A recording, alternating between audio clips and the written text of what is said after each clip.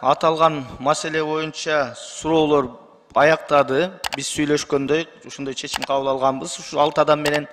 Анда азыр комитеттин чечимин окуу боюнча сөздү Төлөнов Данияр Эрмековичке берем. Аталган комитетке тийиштүү бюджет, экономикалык жана фискалдык саясат боюнча комитеттин төрагасы. Рахмат, урматтуу төрага. Комитет төмөнкүдөй корутууга келди. Кыргыз Республикасынын 2021 жылдагы республикалык бюджеттин аткарылышы жөнүндө отчетту жактырылсын жана Кыргыз Республикасынын Жогорку Кеңешине кароосуна киргизилсин. Урматтуу депутаттар, колдоп коюңуздарды суранам. Рахмат, урматтуу депутаттар. Аталган чечим боюнча токтомду добушка коем, добуш бериңиздер.